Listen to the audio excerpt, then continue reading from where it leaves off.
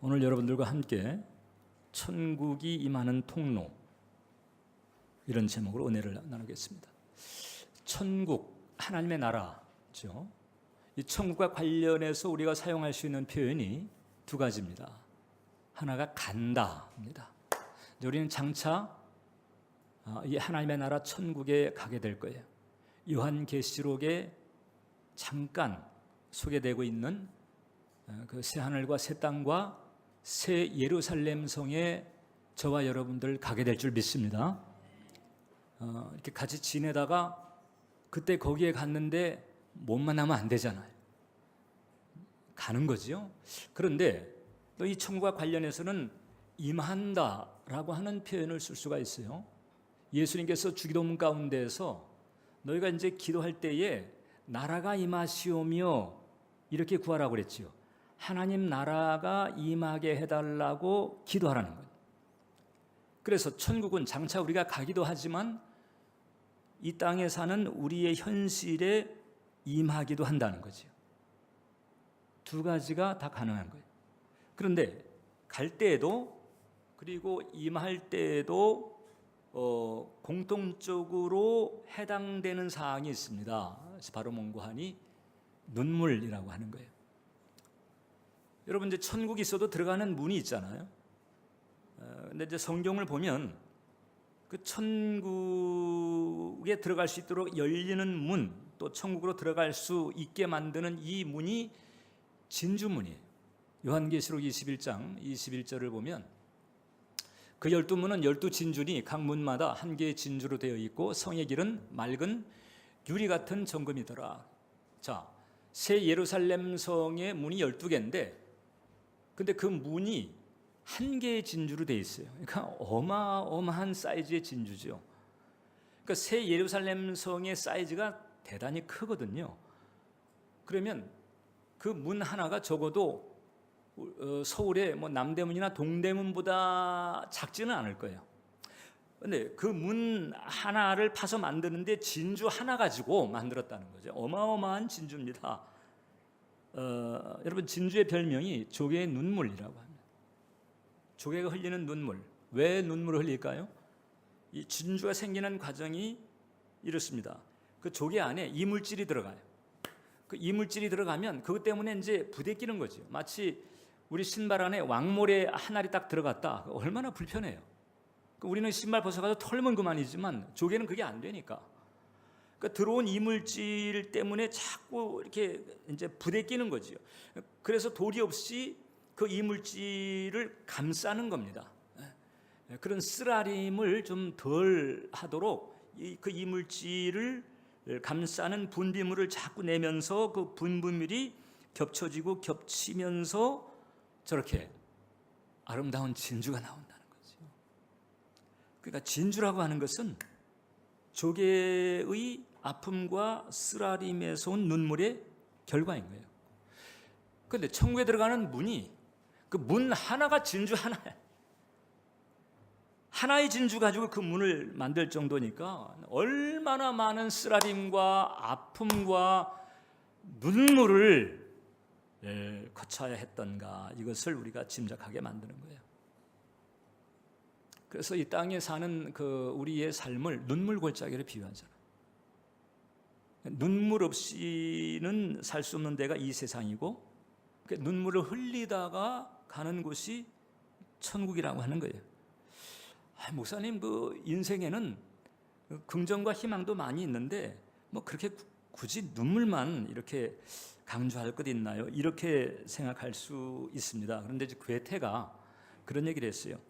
눈물에 젖은 빵을 먹어본 경험이 없고 또 자기 침대에 앉아서 울면서 고통스러운 시간을 가져본 경험이 없는 사람은 인생을 논할 수 없다. 적어도 인생의 진면목을 다 경험한 사람은 눈물 없이 지날 수 없는 것이 인생이라고, 이 땅 삶이고 인생이라고 하는 것이.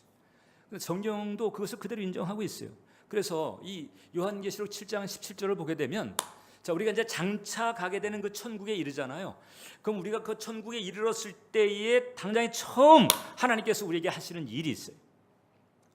요한계시록 7장 17절을 보니까 하나님이 그 눈에서, 우리들의 눈에서 모든 눈물을 씻어 주시는 거예요.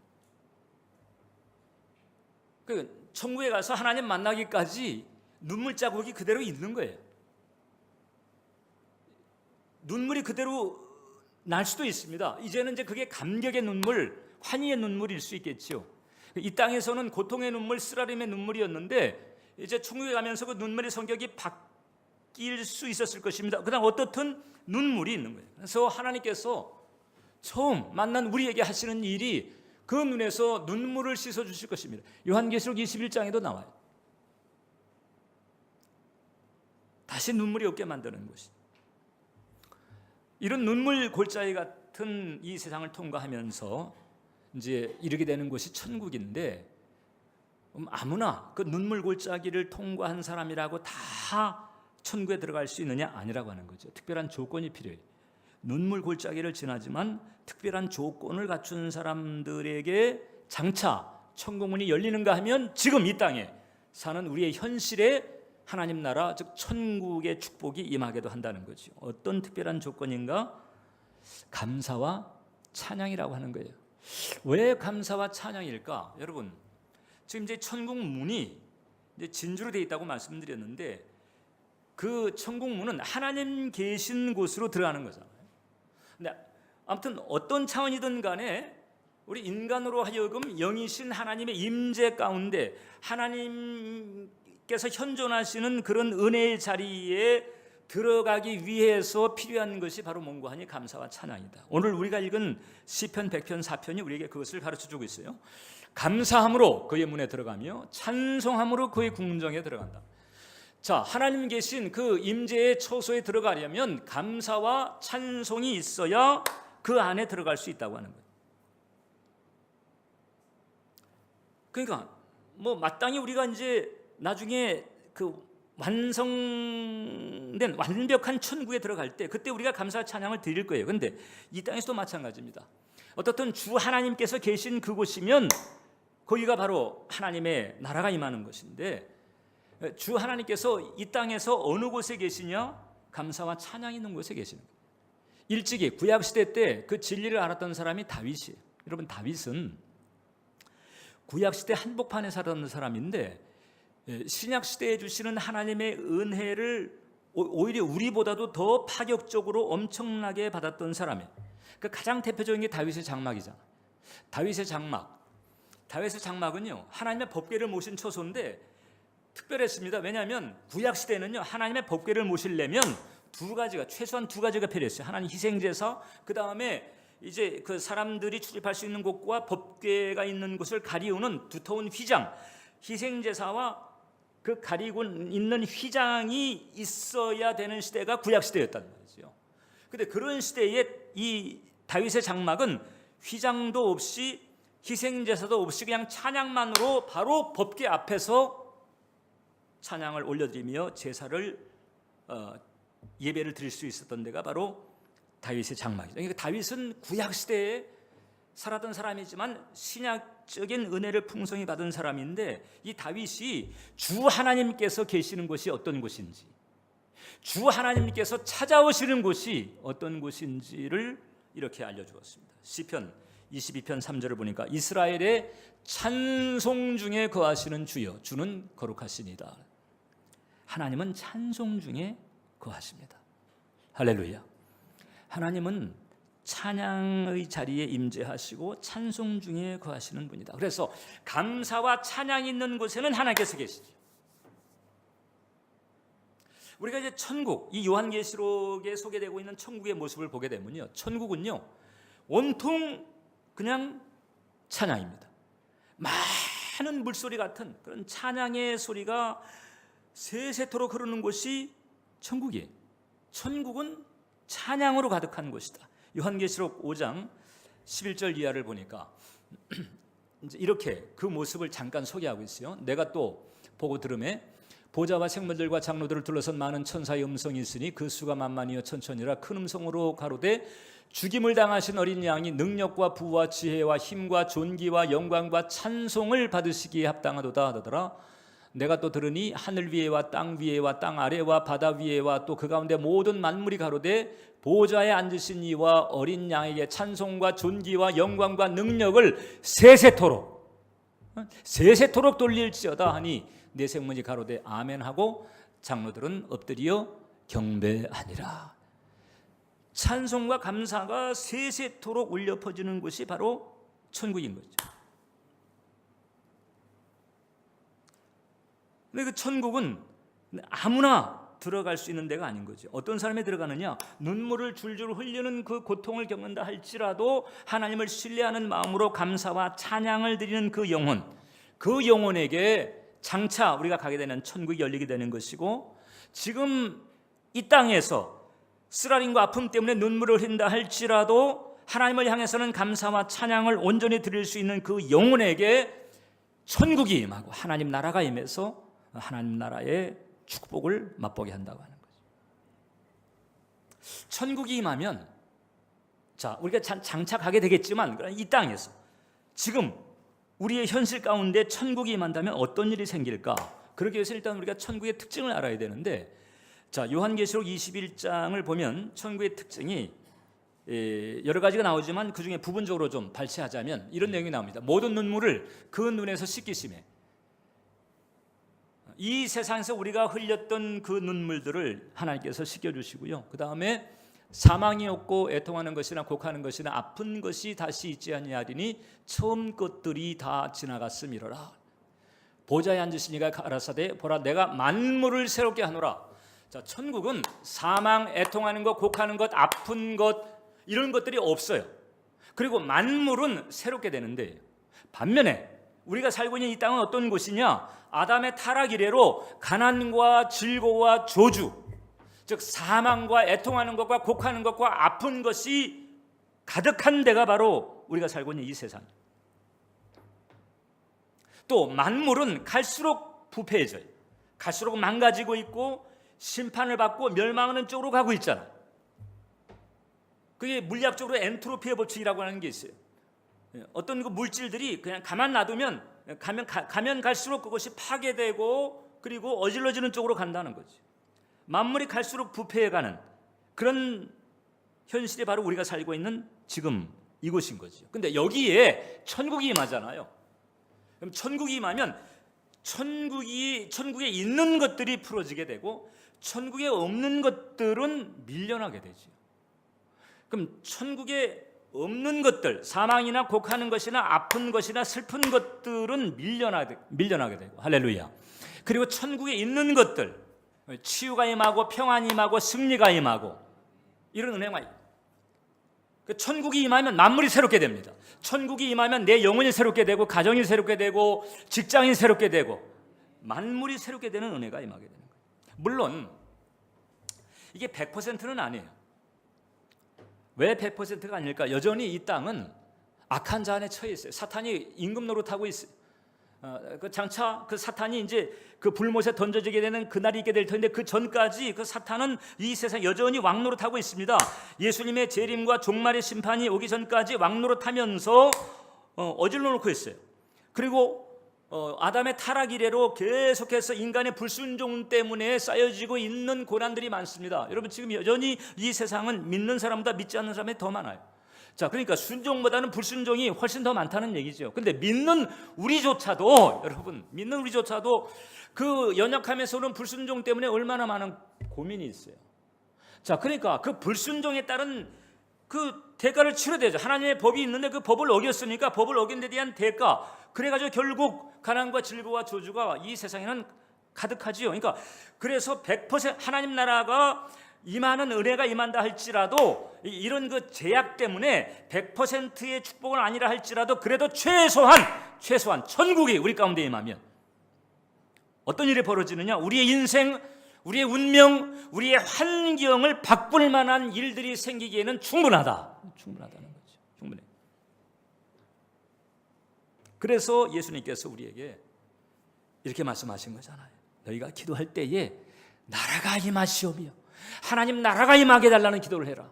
하나님 나라가 가정에 임하고 내 남편에게 임하고 내 자녀에게 임하고 내 직장에 임하고 나의 삶에 임하고 나의 연약한 부분에 특별히 하나님 나라가 임하고, 그러면 지금 말씀드린 그런 변화들이 일어날 수 있다고 하는 거죠. 근데 그 하나님 나라가 임하게 하려면 다시 말씀드립니다. 감사와 찬양의 역사가 있어야 된다. 눈물을 흘리고 있는 중이라도 감사하고 찬양할 수 있다면 하나님께서는 틀림없이 천국의 맛을 보게 하신다는 거죠. 대표적인 사람이 다윗인 거예요. 다윗이 시편을 많이 썼잖아요. 근데 다윗이 썼던 그 시편 가운데 56편은 참이 기막힌 시편입니다. 그 56편을 그 표제를 보게 되면 그게 침 흘리면서 미친 척 했을 때 썼다. 무슨 얘기냐? 사울이 죽이려고 했잖아. 다윗이 자꾸 이제 이 정치 무대에 데뷔한 다음서부터 뜨니까 사울이 저거 그대로 놔뒀다간 내 왕이 내 아들들의 왕위까지 넘보겠다 해가지고 이제 제거하려고 작정한 거예요. 그러니까 뭐 나쁜 짓 한 게 없어요. 욕심을 품은 적도 없고 무슨 뭐 돈을 횡령한 적도 없고 권력을 남용한 적도 없어요. 단지 사울의 그 생각에 눈에 가시 같으니까 이제 제거하려고 합니다. 그럼 이스라엘에서 제일 실력 좋은 킬러들을 데리고 다니면서 다윗을 죽이려고 애를 쓰는 거죠. 그러니까 이제는 이제 적국 블레셋의 망명을 가야 되는 상황이었어요. 원래는 대적이었는데 고향 땅에 사울이 날 죽이려고 하니까 그 타향 땅으로 가는 거예요. 거기 가가지고 그 가드라고 하는 곳에 그 블레셋 왕 아기스가 있는데 그 아기스를 만났는데 아기스의 부하들이 저 사람 저 모르십니까? 왕, 그 왕이시여, 그 이런 소문이 있었습니다. 다윗은 만만이고 사울은 천천이다. 사울이 블레셋과 전투를 할 때에 사울이 죽인 사람들은 천천이지만 다윗이 죽인 사람은 만만이라 할 정도로 우리에게 해를 입힌 사람인데 저 그대로 가만두면 안 됩니다. 이렇게 해버리니까 이 다윗이 그때 어떻게 하는 거 하니 그냥 미친 척을 하는 거예요. 막 미친 척을 하면서 입에 침을 흘리면서 그럼 막 벽에다가 막 뭘 이렇게 막 쏘대면서 그냥 정신 나간 사람처럼 그렇게 하는 거예요. 왜? 살려고. 모든 처소에서 날 죽이려고 그렇게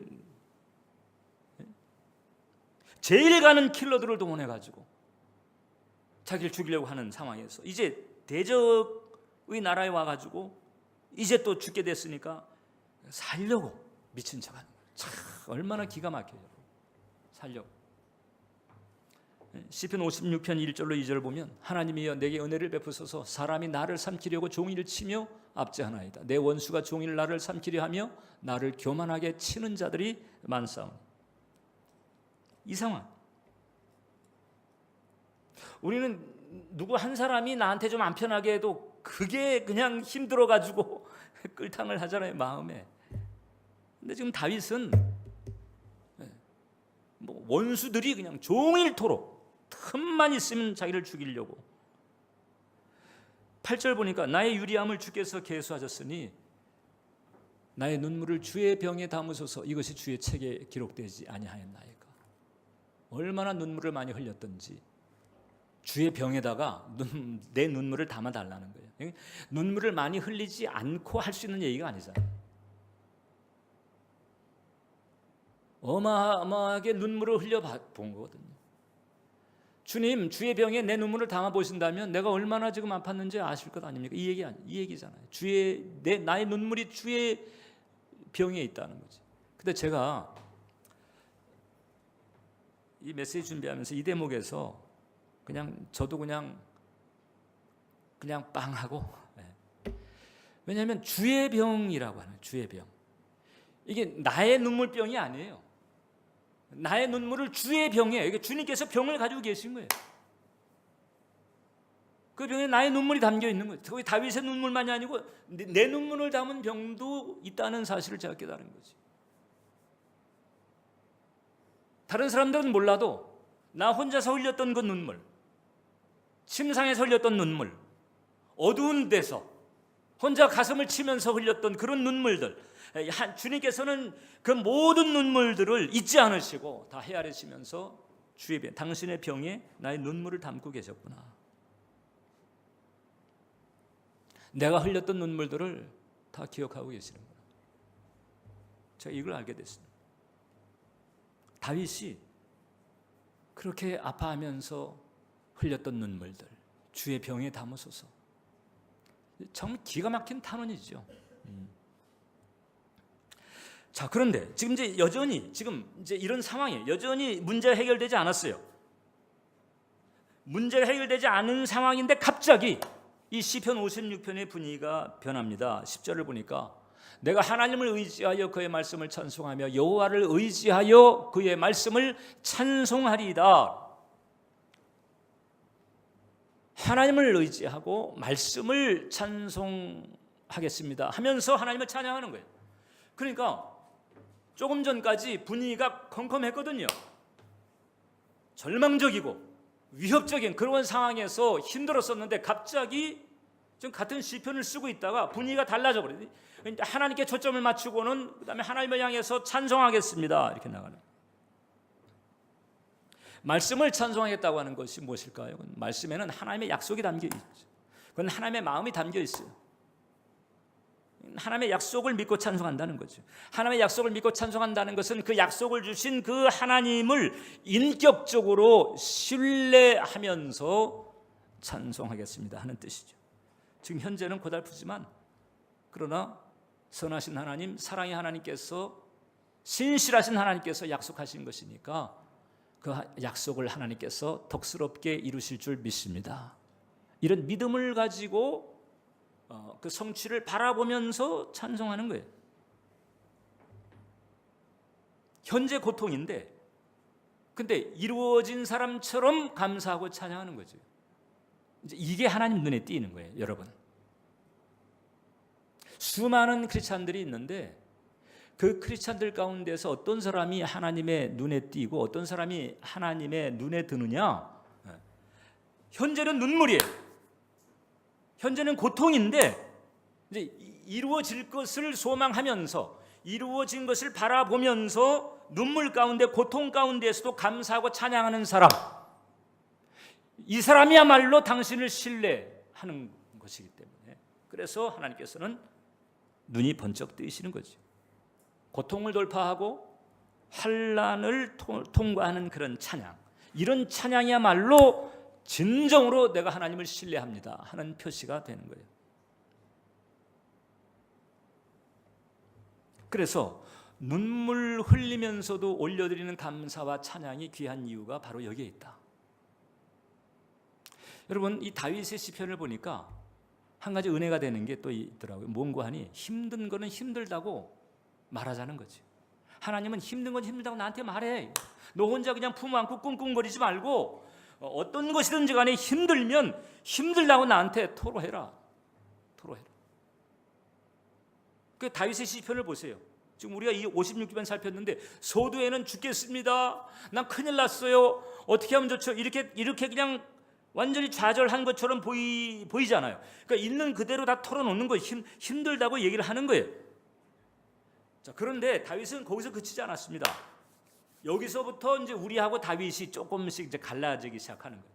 다윗은 힘든 건 힘들다고 얘기를 했는데 힘들다는 얘기를 한 데서만 그친 것이 아니고 그 다음에는 감사와 찬양으로 나갔단 말이죠. 근데 이제 우리는 어떤 경우가 많은 거 아니 힘든 거 힘들다고 얘기하고 난 다음에 그냥 끝 하고 가든지 아니면 힘든 거 힘들다고 얘기하고 난 다음에는 감사와 찬양이 아니고 근데 왜 이러시는 거예요, 하나님? 이렇게 나가버리는 거예요. 그렇게 해서는 안 된다는 거죠. 다윗처럼 가야 그게 바로 믿음이다. 하나님을 신뢰하는 사람은 다윗처럼 간다. 그러니까 힘들다 하는 데서 그치지 말고 또 힘들다는 데서 원망과 불평으로 가는 것이 아니라 감사와 찬양으로 나아가게 되시기를 주님의 이름으로 축원합니다.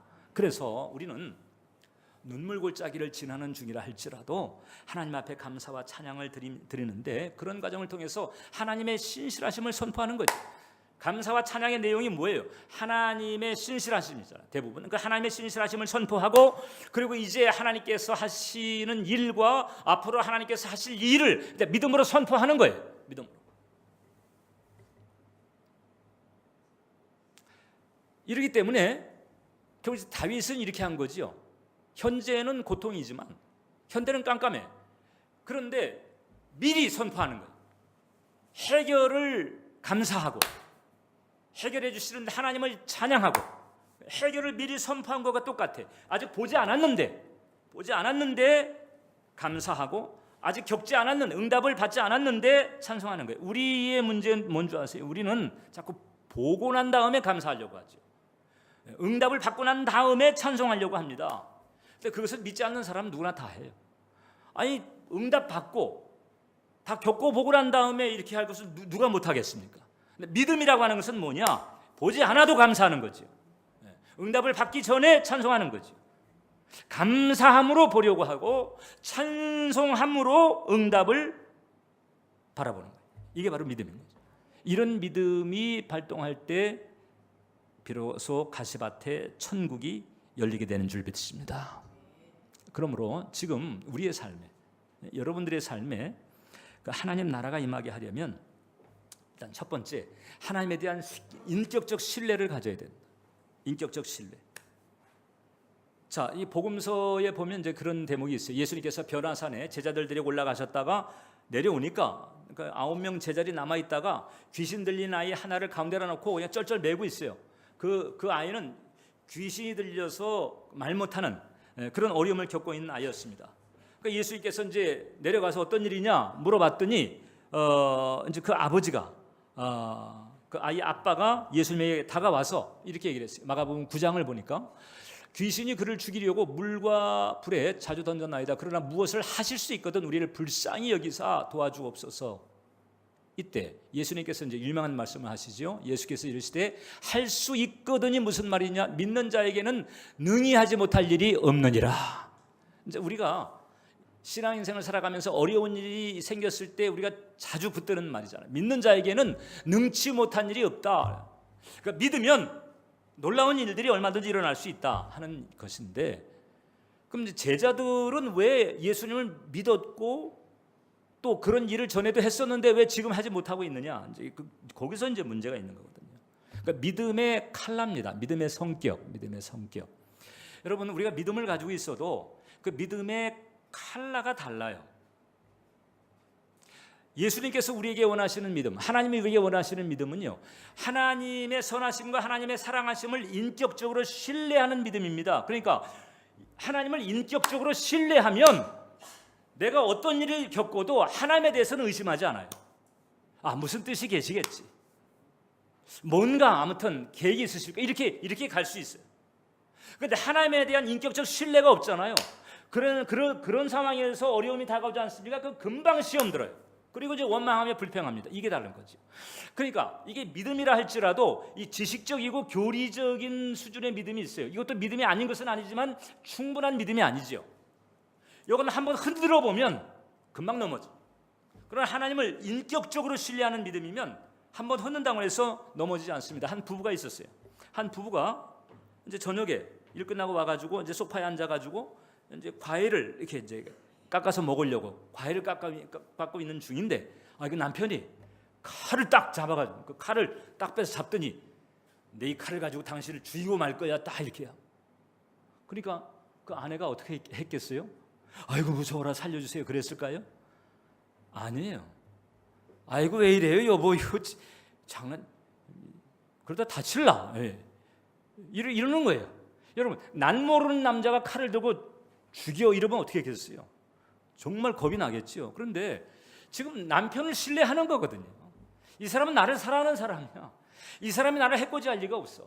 칼 자체는 나쁜 거지만, 칼 자체는 위험한 거죠. 칼 자체는 위험한 거지만, 그러나 이 사람이 나를 사랑하기 때문에 나를 해코지할 리가 없어. 사랑에 대한 인격적 신뢰가 있기 때문에 겁이 안 나는 거예요. 마찬가지예요. 고난이나 환난 같은 것 자체가 쓰라리고 아프긴 하지만은 그 모든 만물을 주관하시는 그 하나님이 나를 사랑하신다는 사실, 그리고 그 하나님의 사랑과 선하심을 인격적으로 신뢰하게 되면 좀처럼 흔들리지 않는다. 이런 믿음을 가져야 됩니다. 그냥 주술적이거나 혹은 지식적이거나 교리적인 그런 믿음이 아니에요. 그냥 흔들면은 그냥 금방 시험에 들을 이런 믿음이 아니고 인격적으로 신뢰하는 믿음, 이 믿음을 가져야 된다. 두 번째, 신앙생활 하면서 하나님에게 서운한 마음이 들 때 주의하라. 왜 하나님에 대해서 서운한 마음이 왜 들까요? 자꾸 안 편한 일들, 심란한 일들이 계속 되는 거예요. 아니, 기도를 했으면 일주일에 끝날 줄 알았는데 2주, 2달, 1년을 계속 가버린다 그러면 하나님 하고 이제 서운한 마음을 가질 수가 있죠. 근데 하나님에 대해 서운한 마음이 들 때 그때 우리가 주의해야 된다. 그러니까 환경 때문이잖아요. 문제 때문이잖아요. 환경이나 문제 때문에 하나님에게 서운한 마음이 든다, 위험하죠. 그러니까 그때 우리가 각성을 해야 돼요.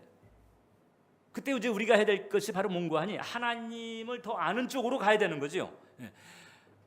조금 전에 얘기한 것과 같은 맥락에 하나님의 선하심과 사랑이라고 하는 것이 있는데, 그 풍성함이 있는데 우리가 그것을 모르니까 자꾸 내 기준에서 의심을 하는 거거든요. 그러니까 내 기준 내려놓고 하나님을 더 아는 쪽으로 우리가 힘써야 돼.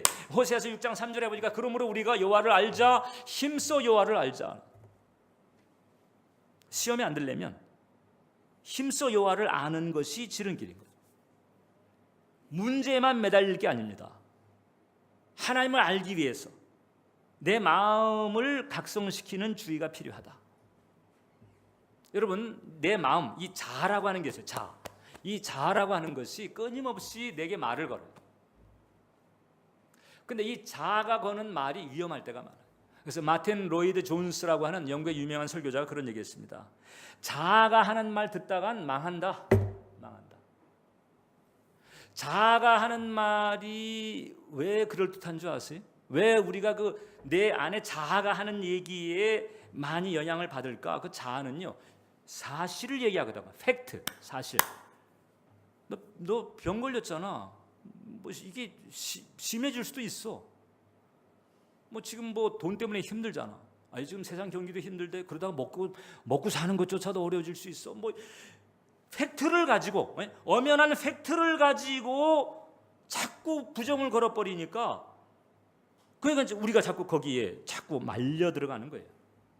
우리의 자아는 자꾸 문제를 말하고 힘들 거라고 말하고 심지어는 죽겠다고 말합니다. 이 얘기를 들어서는 안 된다. 그래서 성경은 내 자아를 좀 각성을 시키는 쪽으로 하라고 권하고 있습니다. 가장 대표적인 게 바로 시편 42편 11절이에요.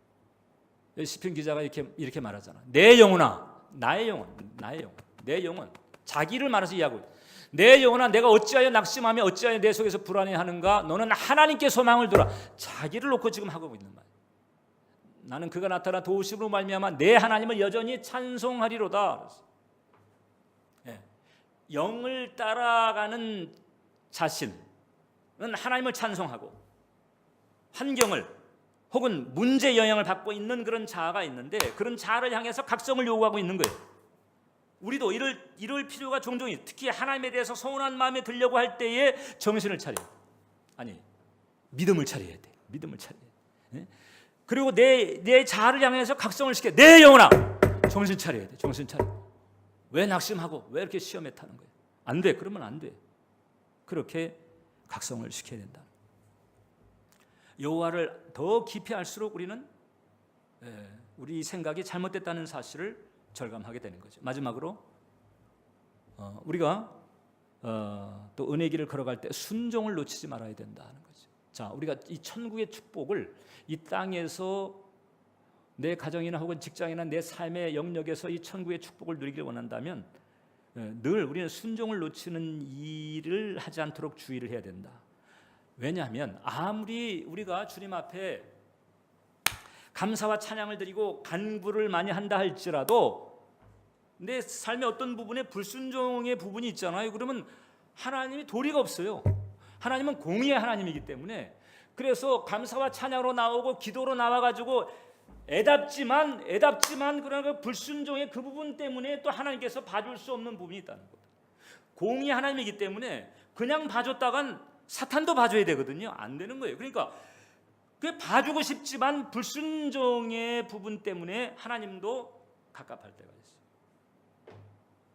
이걸 주의해야 된다는 거지. 감사와 찬양을 많이 하고 기도 많이 하면 다 알아서 하시겠지 하면서 은연중 불순종하는 부분에 대해서 마음을 놓는 경우가 있는데, 그러면 안 된다는 거죠.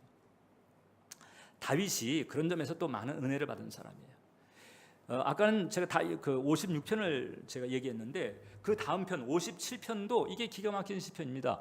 그 시편 57편을 보면 그렇게 되어 있어요. 다윗이 굴에 있었을 때에 지었던 시편이다. 왜 굴에 있었을까? 사울의 공격을 피해서. 사울이 하도 그 킬러 부대를 이끌고 다윗을 죽이려고 막 추격을 하니까 여기저기 도망 다니다가 이제 굴에까지 피신을 한 거예요. 그러니까 거기가 이제 그 사해 부근의 엔게디라고 알려진 그런 지역으로 추정되고 있는데 그 굴에 있었을 때 이제 그가 자신의 형편을 이렇게 말했습니다. 4절 보니까 내 영혼이 사자들 가운데 살며 내가 불사르는 자들 중에 누웠으니 곧 사람의 아들 중이라 그들의 이는 창과 화살이요 그들의 혀는 날카로운 칼 같도다. 6절 보니까 저희가 내 그 걸음을 장애하려고 그물을 준비하였으니 내 영혼이 억울하도다. 그들이 내 앞에 웅덩이를 팠으나 자기들이 그 중에 빠졌도다. 자기를 지금 포위하면서 공격을 하는 이런 상황들. 그 앞에 앞장선 사람이 누구예요? 사울이잖아요. 사울. 근데 공교롭게도 하나님께서 이 사울로 하여금 1대1로 딱 맞닥뜨리게 한 적이 있었어요. 그러니까 다윗이 사울하고 1대1로 맞짱을 떠도 질 사람이 아니잖아요. 그런데 그 굴에 피신하고 있을 때에 사울이 그냥 쉽게 말해서 응가를 하려고 굴에 들어온 거예요. 네. 자, 그러면 용변을 볼 때 같이 가요? 혼자 가요? 혼자 가요. 그때는 무장 해제 상태예요. 그때 그냥 딱 공격해버리면 그냥 끝납니다. 그러면 그 모든 환란이 싹 잠잠해질 수 있어요. 그런 기회가 2번 왔어요. 근데 하나님께서 그런 기회를 2번 줬는데 다윗이 2번 다 사울을 그대로 살려둡니다. 지금 이 사람 때문에 내가 지금 이 고통을 받고 있는 거예요. 이 사람 때문에 다른 사람들까지 물들어가지고 나를 지금 모함하고 중상하고 실제로 나를 따라다니면서 나를 죽이려고 하고 있는 거예요. 이 사람만 죽이면 끝나요. 그럼 내가 권력을 다시 장악하게 되고 그 다음에 내 마음대로 좌지우지할 수 있어요. 그리고 1대1입니다. 그냥 한 번만 내리쳐도 끝나요. 근데 다윗은 사울을 죽이지 않아요. 왜 안 죽이는 거야? 하나님께서 기름 부으신 자를 내가 손댈 수가 없다. 그건 월권인 거예요. 하나님의 원리를 지키는 거지.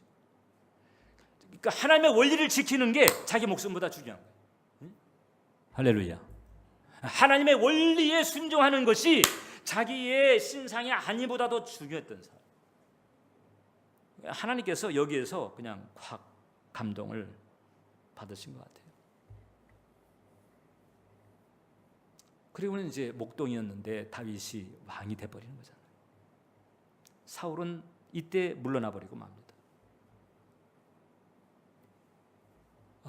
근데 제가 이 다윗이 이 2번이나 이제 그런 기회를 가졌을 때마다 하나님 원리를 따랐다고 그랬는데 전에는요 다윗이 2번씩이나 그것을 참아냈습니다 이렇게 말했는데 요번에 이제 설교 준비하면서 좀 섬뜩한 생각이 들더라고요.